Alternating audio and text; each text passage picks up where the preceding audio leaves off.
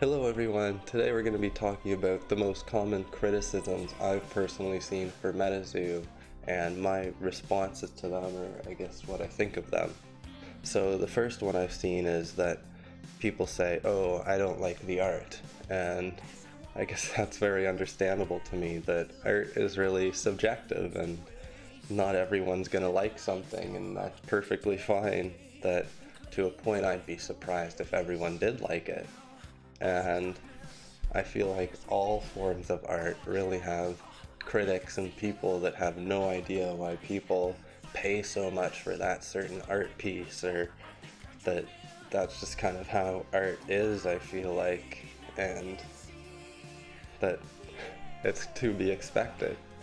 The next most common one I've seen, or there's in no particular order to these of commonness or whatnot, and these are just generalizations of questions. I'm not quoting any particular person. But the second one is, I've never seen anyone who likes MetaZoo. They are just trying to resell it for a profit. And me personally, I've pretty much only seen people who like it other than in written comments. And I guess my thoughts to that is that we seek content that we want to watch. And if you think positively about MetaZoo, then you're going to want to watch positive videos about MetaZoo. But if you think negatively about it, you're going to want to watch negative videos about MetaZoo. And personally, I have not seen anyone talk about buying it and not liking it just as an expectation to resell it in the future. That everyone I've seen that buys it likes it.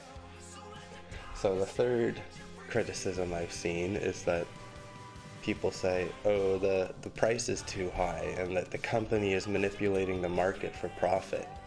And I personally think that the price is really high because I think people are like me and they just really enjoy opening it and they want it because they enjoy it. And when the company didn't really have millions of dollars or anything starting out, and they really couldn't just print tons of copies, and that they didn't really expect MetaZoo to get so popular so quickly, and the supply that they made doesn't meet the demand of all the people.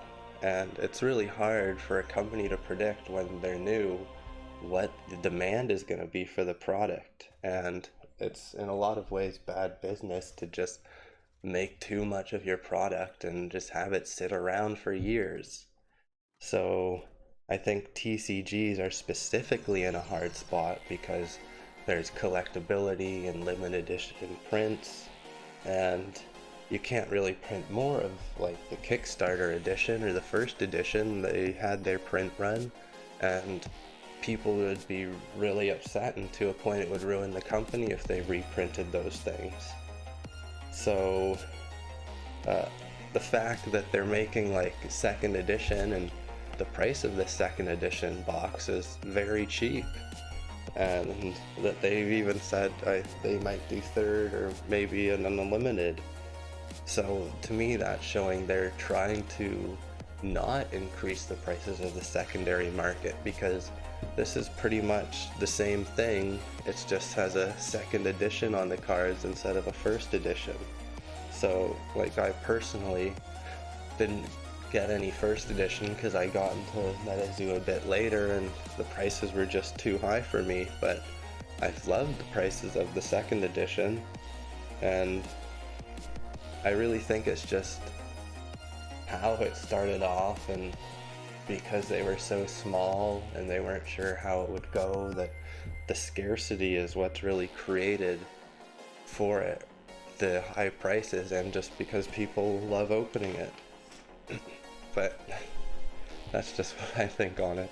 But the next criticism I've seen is that the MetaZoo doesn't allow criticism on their Discord, and I can understand that people want to share why they're unhappy in hopes that they promote change to the company and create for a better environment in the future.